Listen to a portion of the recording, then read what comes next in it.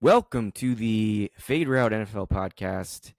We're going to talk football. We're going to talk Thursday night football, which is tonight if you're listening to this on Thursday, of course. We have a London game this week. We're going to talk 1 p.m., 4 p.m., Sunday night football, the two Monday night football games, Crouton, Sink or Swim, Scratch and Sniff, and a random fact. But before I do any of that, anything else, I'm going to welcome in the mayor. Mayor, how are you? I am fantastic. I got the feeling of a win into a bye week still for the Flyers. They are coming to our home region of Tampa Bay this weekend. Tickets are 4 times the price they were the last time I went to the game, so I will not be going unless by the miracle of some random act of a kind stranger giving me a random ticket. I will be sitting on my couch at 4:25 p.m. There's a lot to get into, but our first of the season surprise. Ooh, So I'm gonna briefly go over. ding. Yeah, I don't know if my ding came through or not, but either way, I'm gonna go over the division leaders in each conference and the division loser at the moment. You're gonna tell me which one is or is not going to make the playoffs. All right. So in the NFC, the Eagles, the Lions, the Bucks, and the 49ers are all 4-1 right now. Who is not True. going to make the playoffs? Any of them?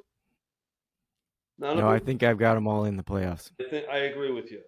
In the bottom of the conference, it's the Giants at 1-4, the Bears 2-2, the Saints 1-4, the Cardinals 2-3. None of those teams are making the playoffs. I agree. Okay, which of those 4-1 teams is making the Super Bowl if you had to pick right now?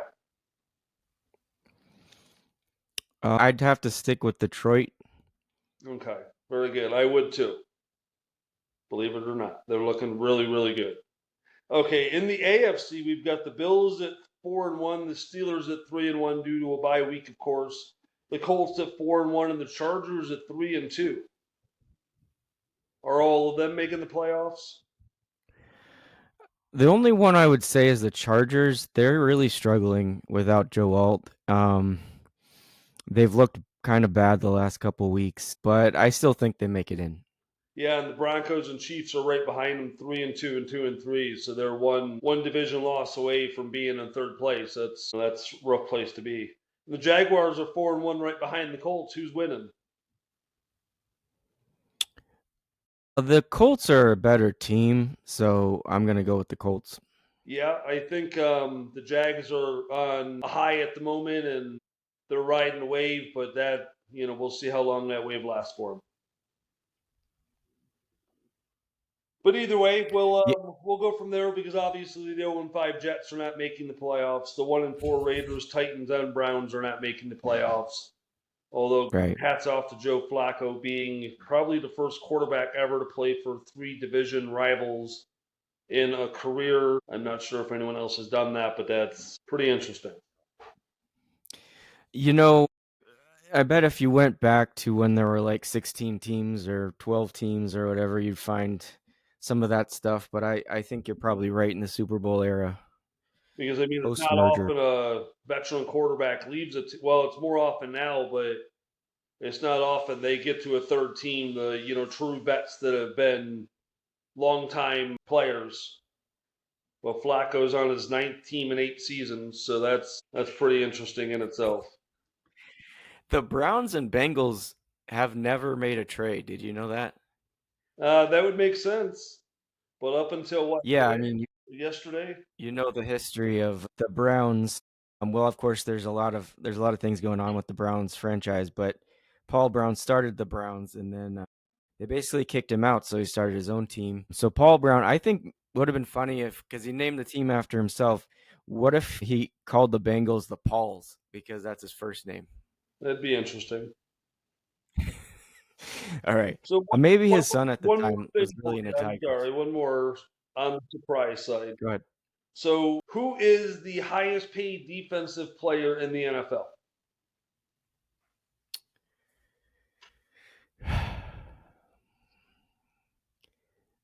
Highest paid defensive player. Well, it's Micah Parsons. It wasn't meant to stump you. And Oh, I thought you were gonna no, give it a twist. no. Well, here's the twist. Jamar Chase has more solo tackles than Micah Parsons does so far this season.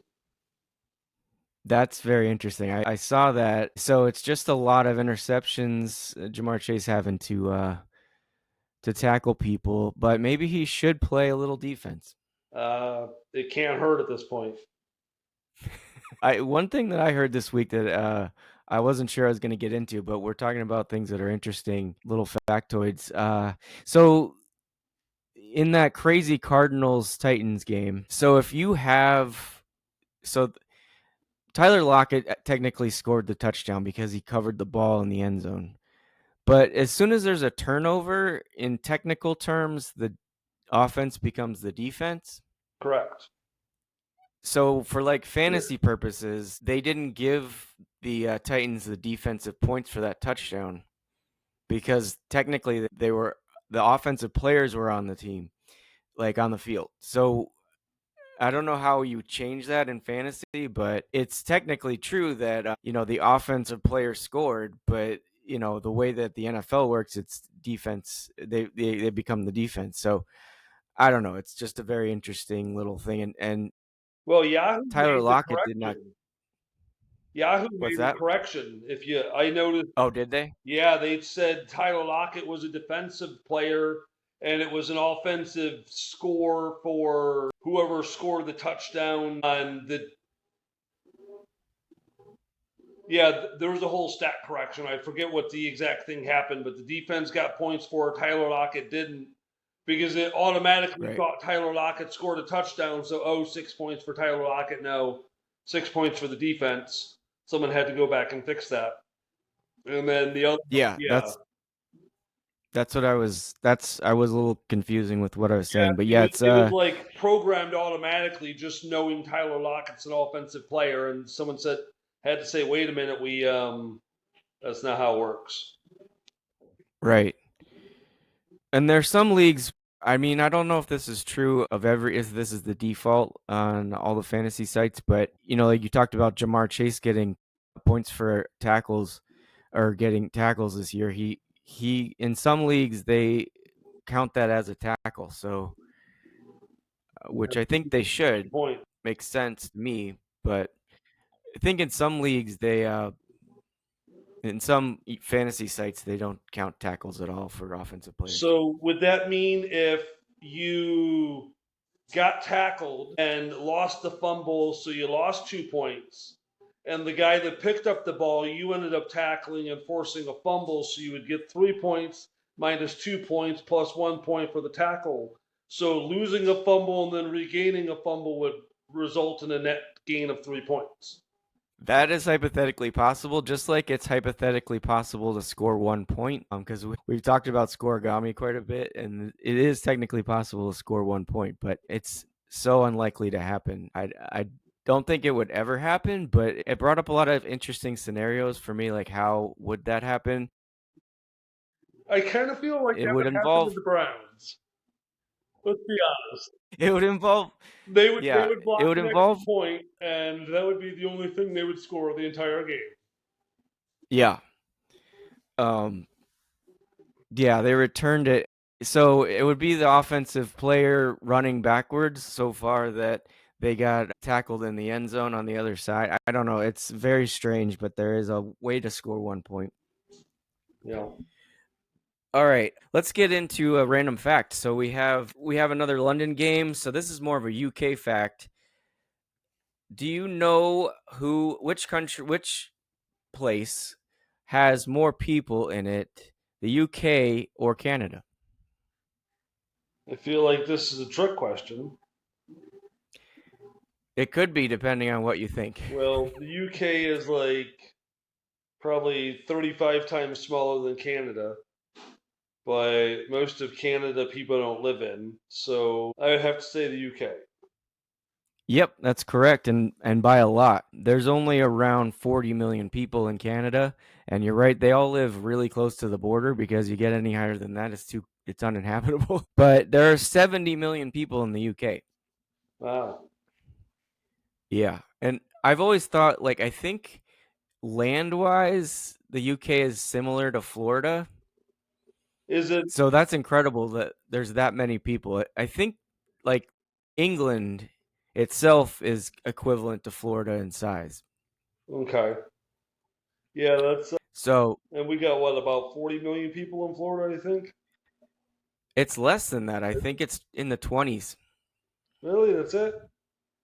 Yeah. They seem pretty crowded. Yeah, but you got to think about all the rural areas, the Everglades and things like that nobody lives in. We don't ever go to. Yeah, I'm not sure. All right, anyway, we'll move on. The bye teams this week, Houston and Minnesota.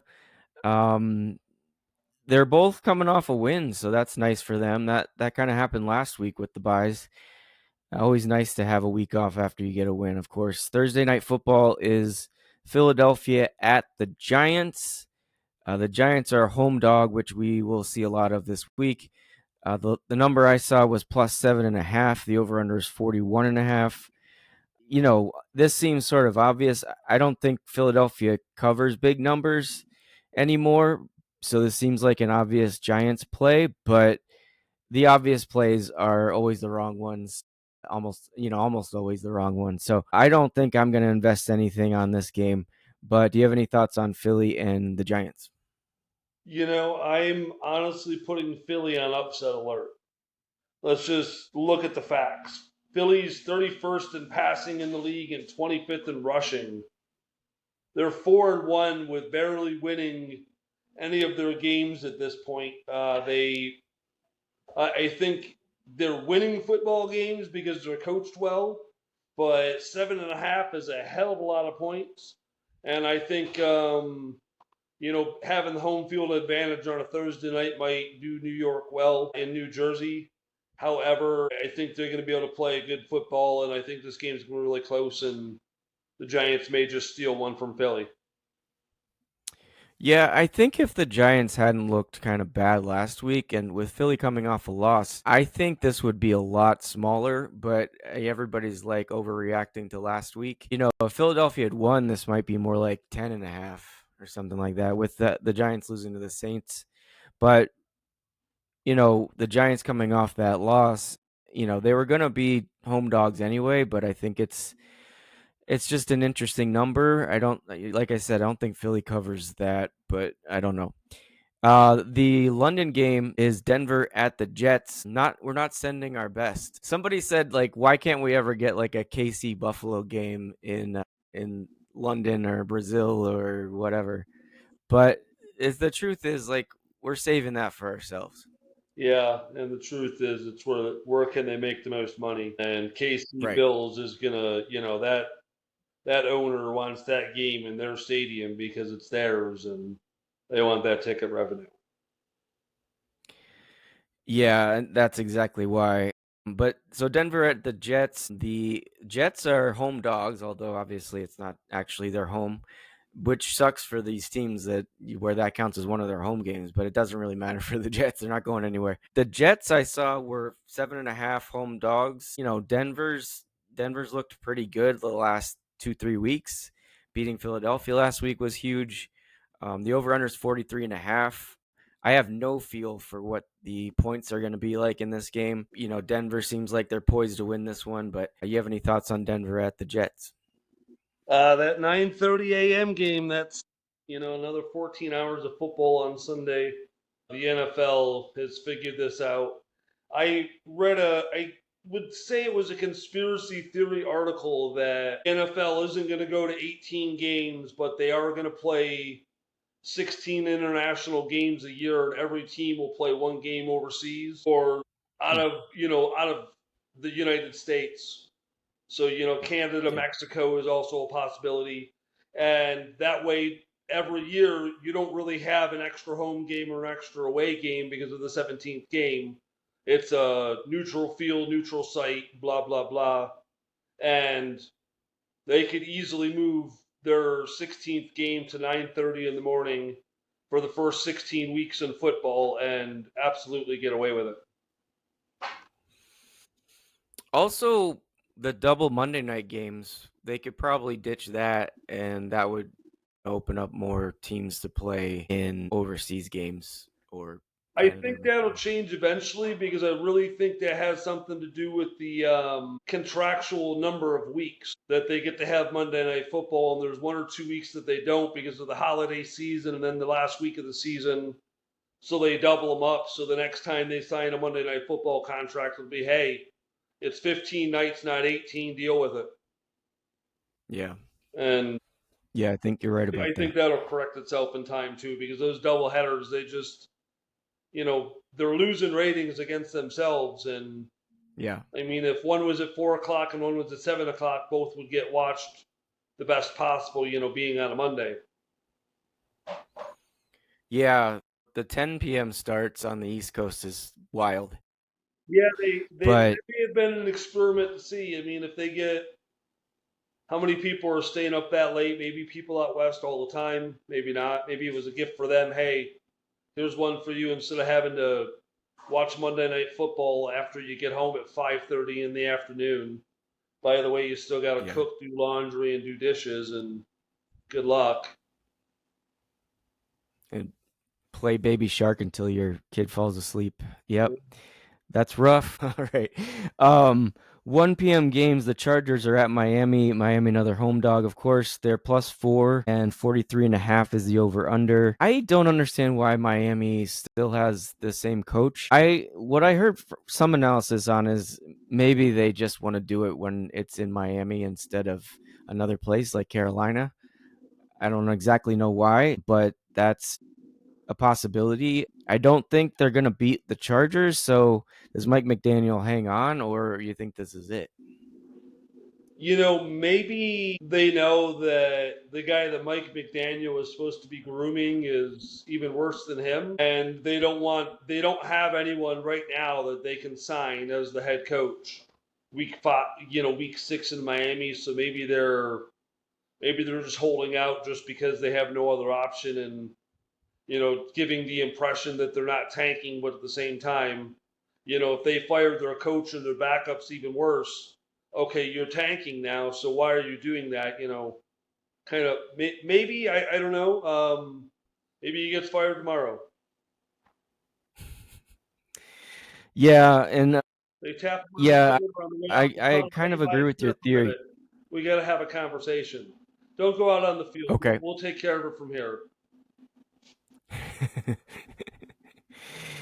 Yeah, I know. I mean, they lost Tyreek Hill, which I guess could buy him a week or two, or maybe it's going to buy him the season the way Joe Burrow keeps buying that coach a season. But anyway, I don't know. I mean, I don't really care. Like, it's fine for me. I don't care, but I feel like the Dolphins fans might be getting a little impatient. They looked okay the first season or two. It started to tail off at the end of last season, and it's not coming back this year. Yeah, Leo, you are. All right, Cleveland at Pittsburgh. Pittsburgh favored at home -4.5. The over under just 38.5. I guess they're all in on Gabriel in Cleveland. So he looked decent. I don't think he's going to change the Browns' destiny. But Dylan Gabriel famously UCF Golden Knight. So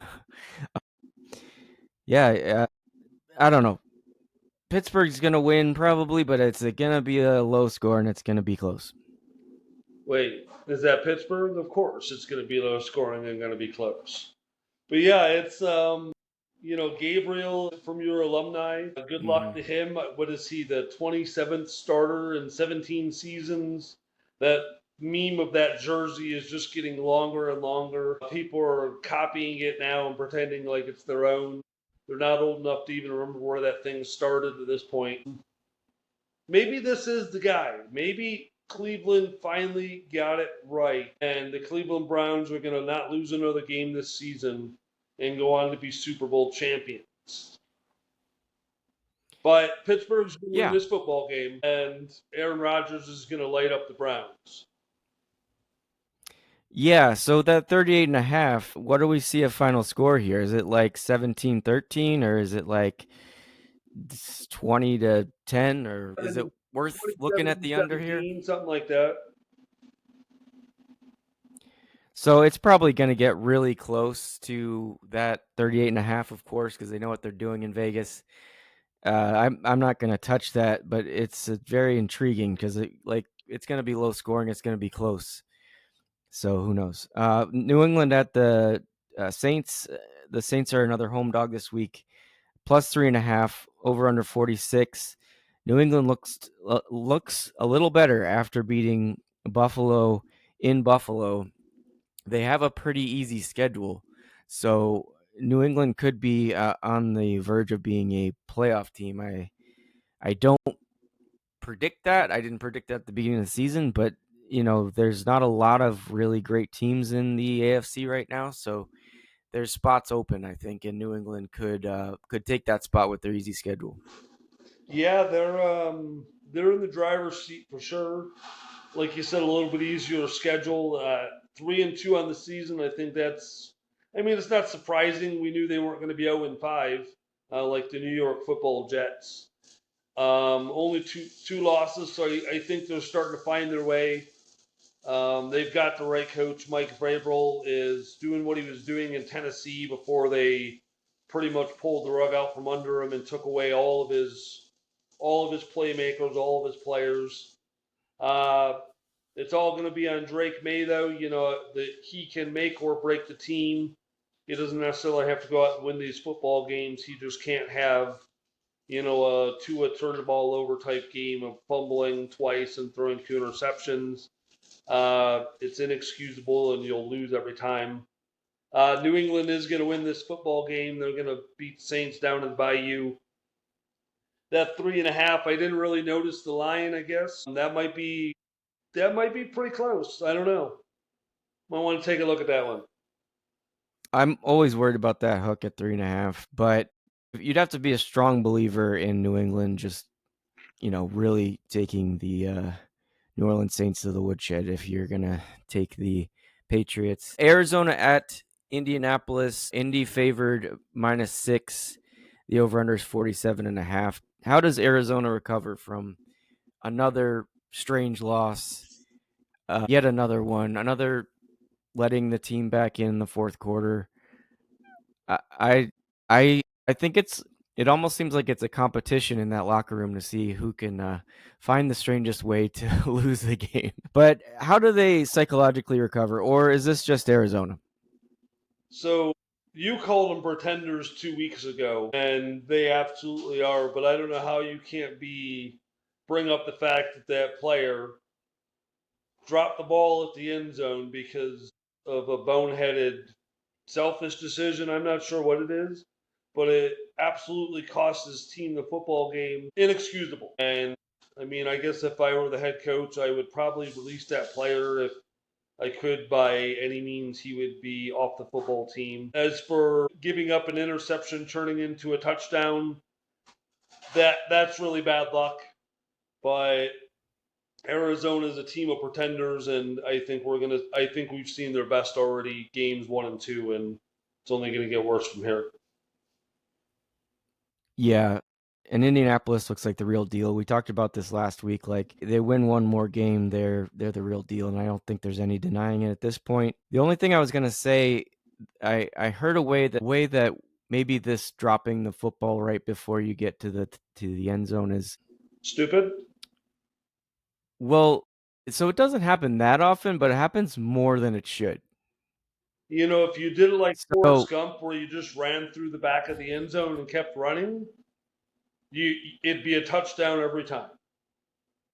yeah, and that's an interesting idea. I wonder if you might get a delay of game or some kind of penalty like that because you're not back in the field You holding don't onto leave the the ball too field, of long or course, whatever. but you just run through the back of the end zone. Okay, but here's another idea. What if there's a coach, it's I don't know, it's the wide receivers coach or something, and his job when he runs down the sideline with the player, and his job is to stand there at the back of the end zone, and the guy who catches the ball and running into the end zone, the wide receiver has to, or running back, whatever, has to hand him the ball. There's this guy that wears black and white stripes that's in the back of the end zone. that if you hand him the ball when the play is over, it has the exact same effect. True, and also there's like a lot of times there's a mascot over there too. You could hand the mascot the ball too. Yeah, I know it sounds ridiculous but it's happened 3 or 4 times in recent memory. twice this season and twice last season. Yeah, there you go. And obviously there's a famous Deshaun Jackson one from 10 years ago or whatever.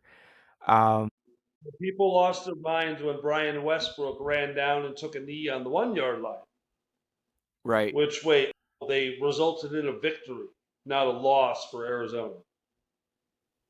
Yeah. Well, yeah, taking a knee on the one can be smart, of course, but dropping the ball or having it knocked out when you have an easy path to the end zone is inexcusable, as you said. Well, I, knocked out is a completely different story. That's ball security. The other one is just stupidity.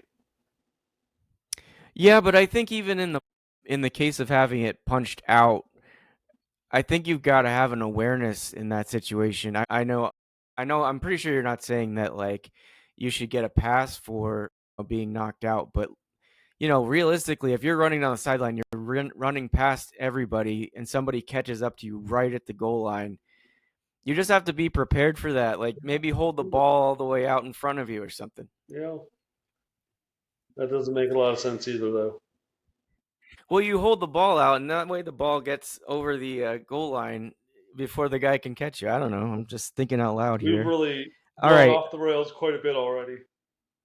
Yes, we have. It's a crazy one today. Well, we never did get to what we thought of this game, though. Arizona at Indy. I don't know if we have much to say. We're both going to be on Indy's side. Yeah. You just went over Arizona being a pretender and Indy's -6. There's just no reason to think Arizona has anything in them to win this game. So Indy money line, while it not pay much, it's a pretty good bet.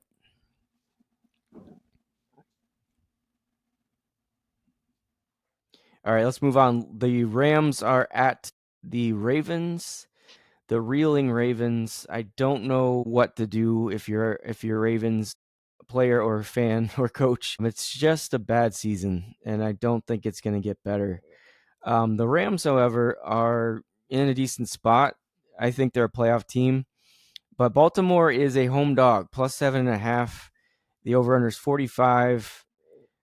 I think that makes sense. I mean, I wouldn't take it because of the hook. It's not worth it, but Rams are at least a touchdown better than the Baltimore Ravens at this point. Yeah, I agree with you. The Ravens are missing a lot of pieces, and it has cost them their season. That's sometimes the way football works. You can't replace, you can fix a leak in the pipe, but when there's 5 leaks in the pipe, it becomes more difficult. And then when the whole pipe breaks, there's not enough free agents in football, and there's not enough trading you can do to, not ruin your next 2 seasons that would make it worth happening. It's unfortunate for the Ravens, but LA is going to go into Baltimore and get a victory. I don't know about 7.5. Like you said, that hook is something else. Yeah. So again, yeah, the hooks are scary these days, especially on 7-3. Dallas is at Carolina. Carolina coming off a win, of course. Dallas looks much better than they did early in the season. And Carolina is a home dog. They are +3 in Carolina. The over/under is 49.5. That's a lot of points to come from Dallas. I know Dallas is good offensively and bad defensively, so I guess that's what they're figuring in to this game, but I don't expect Carolina to score a ton of points, and this is almost 50. Yeah, it's a weird line +3 for Carolina. That means in the theoretical world they're a 6-point underdog because they're at home, but they should get those 3 points. So it should be almost a pick'em game. And the Cowboys have only won 2 football games. They are one of the leading scoring teams in the league, but they get scored on just as much as they score. So I don't know about that +3. That's kind of a nice little thing if you want to get on Carolina. And I think Carolina may be able to keep themselves in this football game and win.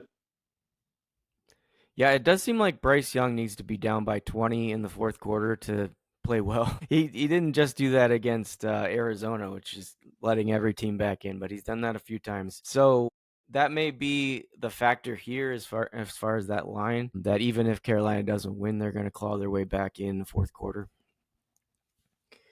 Yeah. All right, Seattle's at Jacksonville. The Jaguars favored at home -1.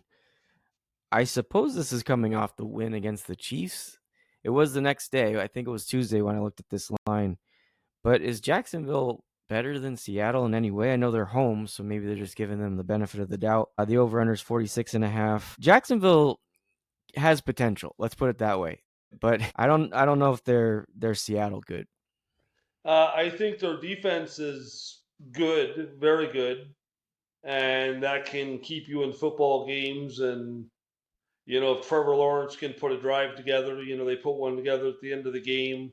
A little bit of weird in that play. One defensive player just kind of standing there watching everything happen. But Jacksonville found a way to win. 1.5 points. It seems almost disrespectful to them for being 4-1 and at home. So we'll see. I think the Jags may win this game against the Seahawks. In fact, I would Yeah, I probably don't pick think the Jags to win against the Seahawks. Vegas believes in this Jacksonville team, but also there's the factor of, I think in people's minds, the Jaguars have been inconsistent. They've won some games. Maybe they shouldn't have beat the Chiefs. It was kind of fluky. So if people are watching their games, they may not. Like I was saying, it seems like they're not as good as Seattle if you watch Seattle a lot. So It says the I don't know. public bet 71% for Seattle plus one.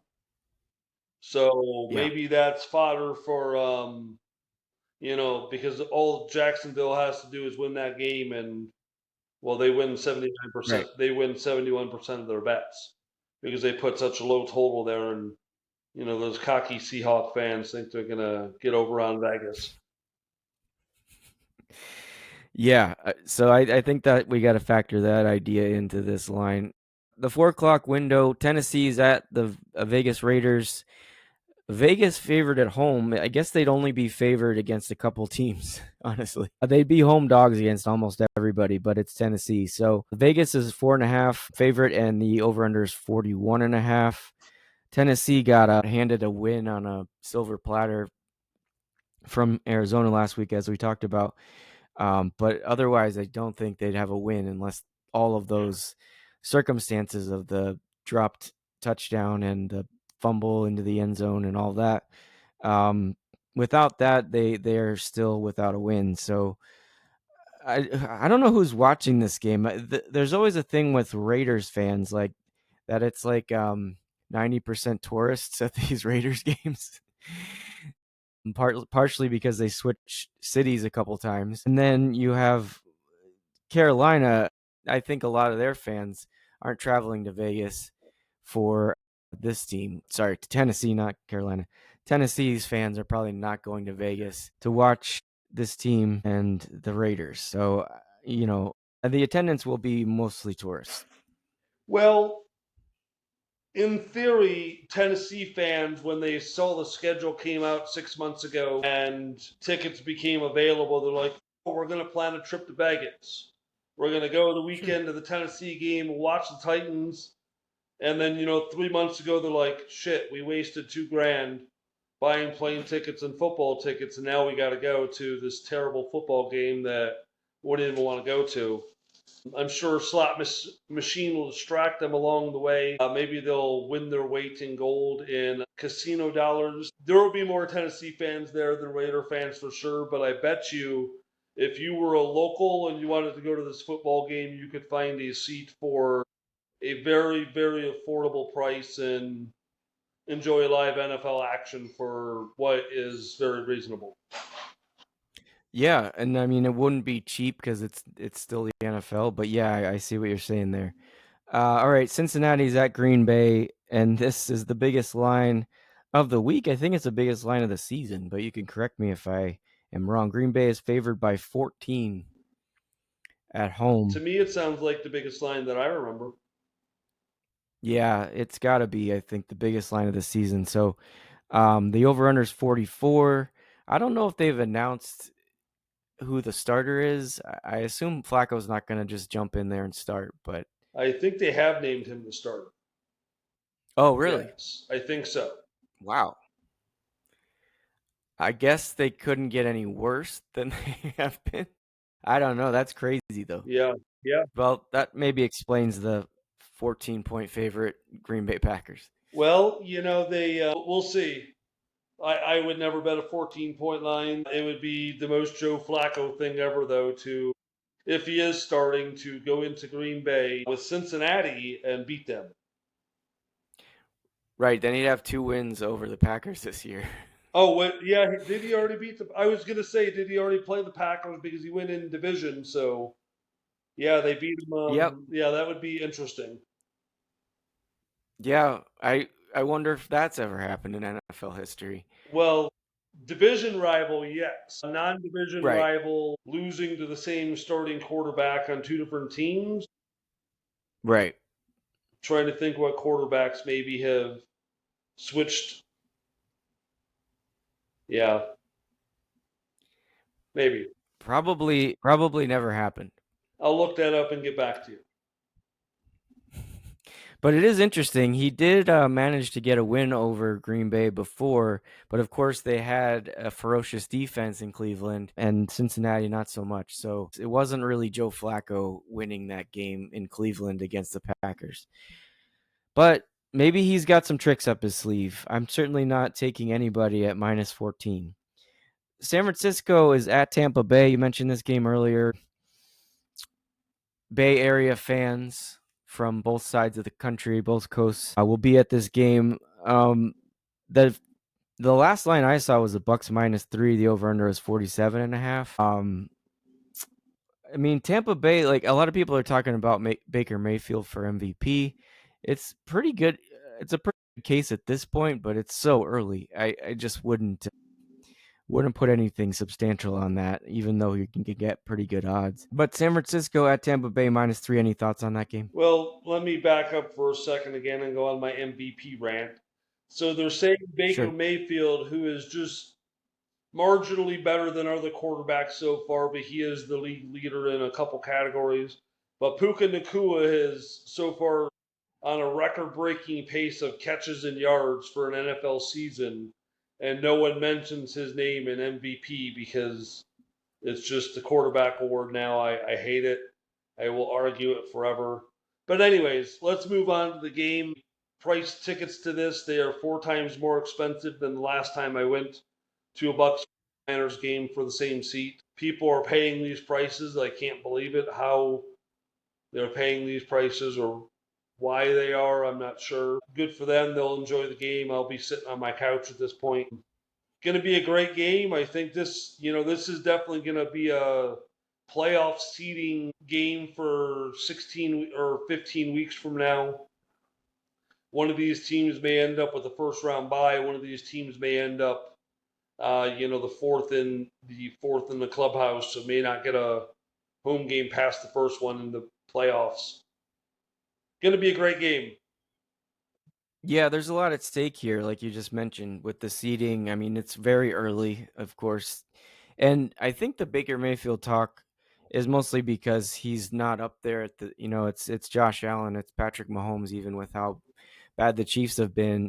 Those guys are at the top, and Baker Mayfield's good odds if you're looking for a deal. But you can't like turn your back on either of these teams. They both managed to march down the field when given any amount of time at the end and won the game. So this is going to be probably one of those back and forths, and then we're going to see it come down to the wire. Well, I hope it doesn't come down to that. I'm right along there with you, but there's a lot of people around us that would like to see the other team win. All right, the Sunday night football game, Detroit at Kansas City. This one circled on the schedule a lot in the preseason, but obviously people are going to watch this. They always watch the Chiefs, and Detroit's been good. So, I don't think they're missing any eyeballs on TV here. KC's favored by 2 at home with the over-under being 52. And this KC offense does look a little bit better. I guess they did a little bit better at the Jaguars. But do you have any thoughts on Detroit at Kansas City Sunday Night Football? Yeah, they looked like they were starting to find themselves on offense, but Jacksonville went down and made a play at the end of the game. And those close games, that happens. There's so many of them, and Mahomes, did his part. The offense did their part. It just didn't go their way this time. I feel really bad for Kansas City. That the heartbreak they've had at 2-3 so far has been tragic. The Lions are a really good football team, but 2.5 in KC, or I'm sorry, 2 in KC. That's pretty good. But we'll see what happens. I think Detroit's going to win the game, but it's going to be close. Yeah, I guess they still have that somewhat of a home field advantage in KC. That stadium can get pretty crazy. There are 2 Monday Night Football games, as I mentioned earlier. Buffalo at Atlanta. Atlanta, another home dog, plus 4.5 against Buffalo. The over-under 49.5. And I mean, Buffalo's coming off that weird loss to the Patriots in Buffalo. I don't know what to make of that particular game. I guess I would say, the defense definitely stepped up for New England. I don't know if we see that same kind of thing here with Atlanta, but they do have a pass rush for the first time in a long time. So, but Josh Allen can run right past a lot of defenders. So I don't think Buffalo is going to come away with another loss. No, I don't think so. And yeah, it's -4. You said. Yeah, it's -4. Well, yeah, Buffalo's minus four and a Oh, half. -4.5. Even better for that fishhook purposes. Um, Pretty interesting game. Buffalo's going to bounce back. 49.5 points. That means Buffalo's going to score a lot of points. They're third in the league in scoring already, and uh, you know the Falcons are giving up a lot of points a game. 26th in the league on defense, so that means Buffalo's going to win by a lot. Yeah, that's the way it should shake out. So we'll see. That's the early game on Monday night, and then there's a game that starts about an hour later. That's Chicago at Washington. The over/under is 50. The Washington Commanders are favored by 4.5 at home. With Jaden Daniels in there, I think this Washington team can compete with just about anybody. Maybe they can compete with anybody. Are they going to be favored against Buffalo or Detroit or one of those teams? Probably not ever going to happen this year, but I think they're a playoff team, and I think they're better than Chicago for sure. We got to remember that Chicago kind of got away with one there, beating the Raiders by 1 point. So, you have any thoughts on this game, Chicago at Washington? Yeah, Washington is better than their 3-2 record. I know that's kind of a weird statement, but they're in a place where they could be 5-0 right now. They can win football games, and they're starting to find themselves again. By midseason, they're going to be ready. Jaden Daniels not having an interception yet, so he's not turning the ball over. That's important. That kind of helps with that 3-game victory. 87% of the betting public is betting the under in this game. So that means there's going to be 55 points scored. Um, we'll see what happens. Washington wins the game.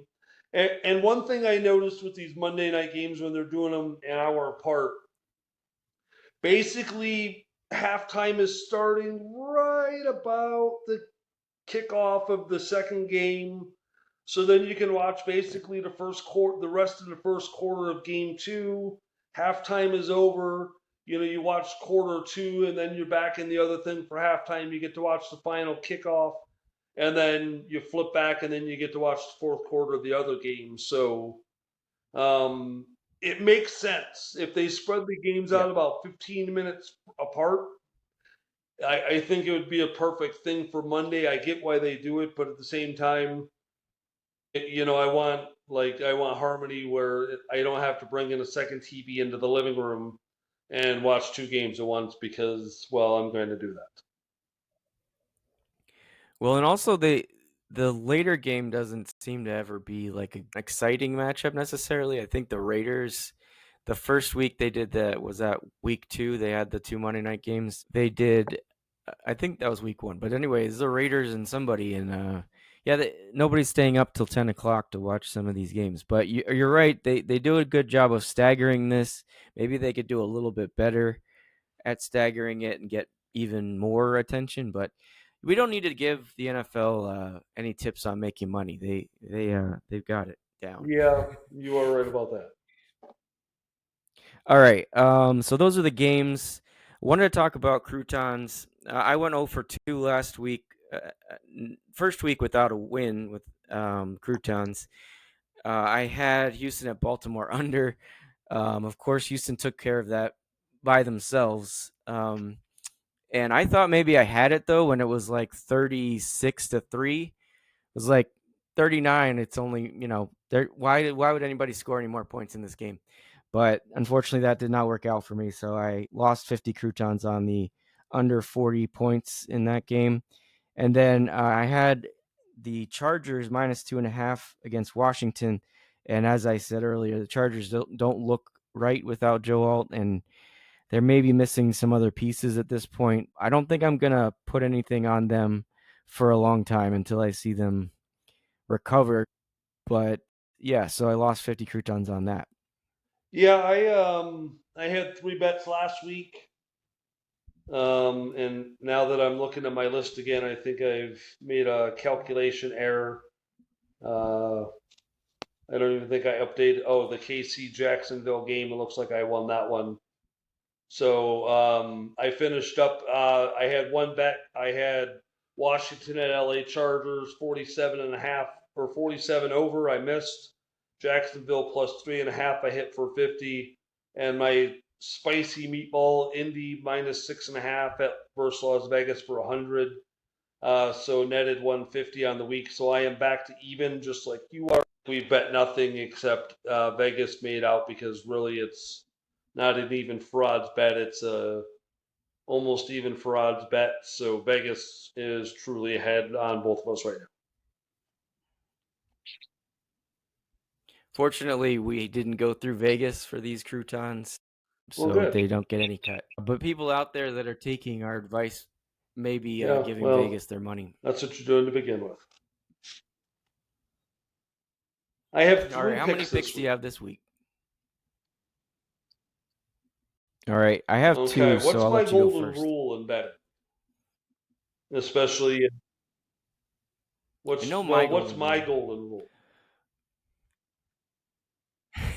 Yeah, well, Don't that's take my big other golden numbers. I rule. don't I know. avoid being emotional or betting on division rivals and or the 49ers themselves, but I've got an itchy finger when I see San Francisco plus 3. It feels weird that they're a 3-point underdog, and yet Carolina is, or I'm sorry, Jacksonville is like a 1.5-point underdog at home, and Tampa's a 3-point underdog, and it just something doesn't make sense with that one when I saw it, and I think San Francisco is going to win the game anyways. I think they're going to have just enough offense and defense to win, and Tampa hasn't won, but their average margin of victory so far this season is 2.5.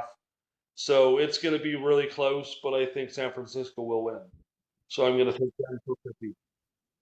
I think Tampa Bay's done something unprecedented there. I don't think any team through 5 weeks has had Right. a lower And margin of good victory. for them. They're finding ways to win football games. But if you're down by a touchdown, how is the team going to respond if they're down by 7? Not saying San Francisco will do that, but if you're down by 7 with 2 minutes left, are you going to be able to put the ball in the end zone because you're not going to be able to rely on that kicker?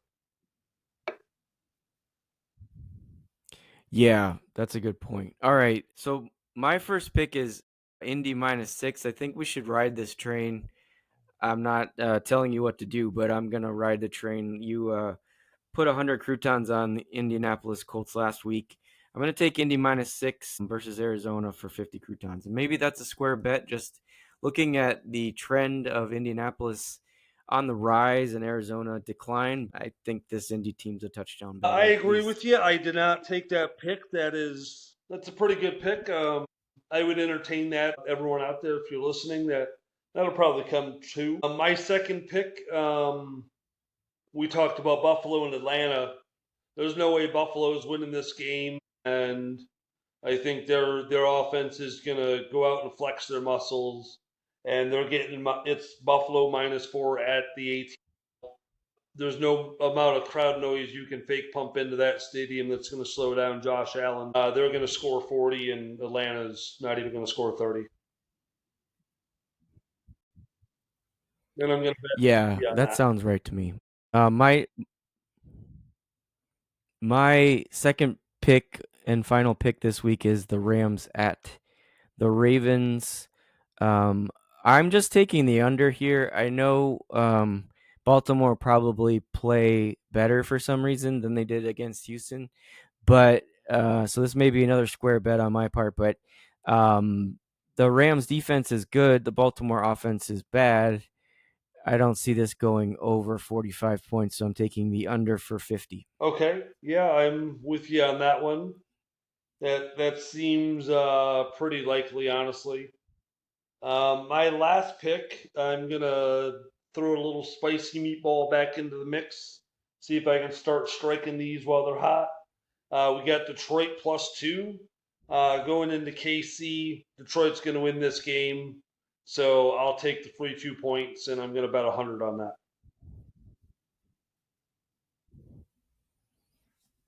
All right. Yeah, I mean, that sounds good to me. But when it comes down to it, you never know. Sometimes there's extra players on the Chiefs team, if you know what I mean. So we'll look out for that. All right. Sink or swim. My team this week, I'm going to take Washington to beat Chicago in Washington on Monday Night Football. That's a team you used, I think, week Let one, me right? see. I'm looking now. Yeah, I used Yeah, I'm looking Washington at it right already. now. You had Washington week one. Yeah, so yeah, that's a good pick. They're a hot team. Um, I'm going to go a little outside of the box on this one and I'm going to make a reach at Denver. I think they're going to be able to pull the game off. It's probably not going to be a pretty win for them, but I'm going to pick Denver to win, and that is my sink for the week. Yeah, going against the Jets is never a bad bet, and also you get that a sink or swim pick early in the day. You don't have to wait till the end. The end of mine is literally the last game of the week, and yours is the second game of the week, the early morning game on Sunday. So, kind of funny that we picked that way. All right, and scratch and sniff. Um, I already put my picks in, and I'm gonna give you the rationale for my picks. I mean, you already eliminated Baltimore. I'm gonna eliminate Baltimore this week, and I'm also eliminating Atlanta. I had Atlanta to win the division, but I think if you lose 30-0 to the Panthers, you should not be able to make the playoffs. That just should be an NFL rule this year. Um, no, I'm trying to look at it and say, like, honestly, where does Atlanta fit in? So we've got Detroit, Philadelphia, San Francisco, Tampa Bay, Green Bay. We got the Rams, Seahawks, or Washington's probably getting in. Atlanta's out unless I think they win the Yeah, division somehow. it would take a collapse of Tampa Bay and not a rise of Atlanta. That would be about the only way it would happen. One or two injuries away from a football team all of a sudden not being able to win football games. But yeah, I understand your rationale in that. I don't know who I can cross off this week. I'm not going to go with a scratch. This game has kind of gone off the hinges on us, so I'm not really sure at this point, but I think I found the perfect way we can start it for next season, and we would be allowed one All right. AFC and one NFC team a week, and it's the order of what I Okay. mean, at the end of the day, by week 17, you may have, I don't know, maybe just we scratch the game entirely. I don't even care if we finish this season, to be honest. I say we sniff this game. Yeah, I kind of agree with you. I think there's a way to, and that sounds good to me. And if we limited it to 2 teams per week, that Yeah, might make it interesting too, because it would take longer for us to get to our 18 total. But so that there's a yeah. couple of ideas I'm there that I only one think could make this AFC a little team bit away of from a scratching more the interesting game. from setting the playoff structures, so I had to kind of slow down on my approach. And you're going full steam ahead. Yeah. Yeah, I'm almost done. I don't know how many You're at teams I picked, but 16. I'm I'm at close 14. to Yeah, with many your more this picks. week's Yeah. picks. So, yeah, probably be out of this game next week or maybe 2 weeks. All right. Do you have anything else, or are we ready to say goodbye? It's been a little bit of a longer pod today because of all the rabbit trails, but I think it was a good one. It'll be much more entertaining with all these rabbit Yeah, trails, you in just my never know opinion. what's gonna pop up when you're going down the rabbit trail. Yeah, I think we're ready to wrap up. Another great weekend of football ahead of us, starting with tonight. I'm pretty excited. Got quite a few days off, so I'm going to be consuming a lot of football. Nice. I will try as much as I can, but these night games are killing me because the kids need to get up and go to school. So these Monday, Sunday night football games, I watch a half, and if I watch any more, I'm no good the next day. But that's not the NFL's fault. That's my problem. So that being said, for the mayor myself, thank you for listening. We will be back to talk to you about week 6 next week.